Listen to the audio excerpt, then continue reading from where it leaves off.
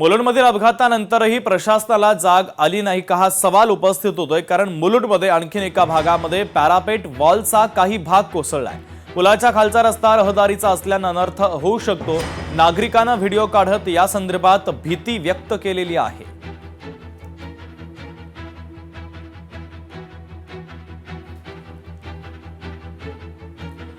नाशिकच्या गंगापूर रोडवर अपघात झाला। पोलीस आयुक्तालयाच्या समोरच पहाटे भीषण अपघात झाला। अपघाताची घटना परिसरामधील सीसीटीव्ही कॅमेऱ्यामध्ये कैद झाली आहे। अपघातामध्ये दुचाकी चालकाचा मृत्यू झालाय तर एकाची प्रकृती चिंताजनक असल्याची माहिती आहे। दुभाजकाला धडकल्याने दुचाकी चालकांचा अपघात झाला। अपघातामध्ये डोक्याला जबर मार लागल्याने मृत्यू झालेला आहे।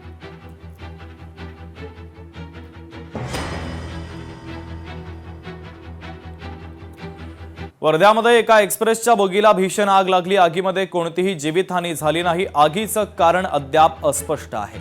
तर वर्ध्यामध्ये एक्सप्रेसच्या बोगीला आग लागल्याची घटना घडली। आगीमध्ये कोणतीही जीवितहानी झाली नाही, मात्र आगीत या डब्याचं मोठं नुकसान झालेलं आहे।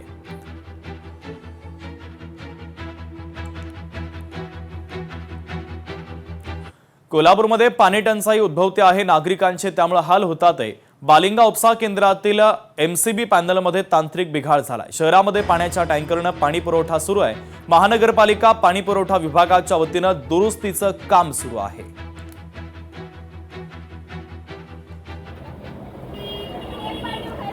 लिंगमळा परिसरामध्ये 300 ते 400 झाडांची कत्तल करण्यात आली। बेकायदा वृक्षतोड झाल्याची धक्कादायक माहिती समोर आली।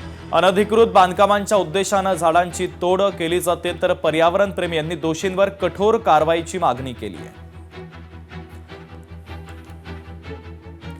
किल्ले रायगडावर येणाऱ्या शिवप्रेमींसाठी अत्यंत महत्त्वाची बातमी आहे। रोपवे सेवा सलग 6 दिवस बंद राहणार आहे। वार्षिक देखभाल आणि दुरुस्तीसाठी प्रशासनाने हा महत्त्वाचा निर्णय घेतलाय।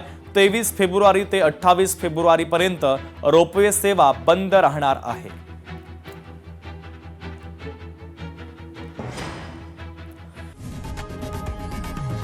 लोकशाही मराठी ऐका, पहा, जागरूक रहा।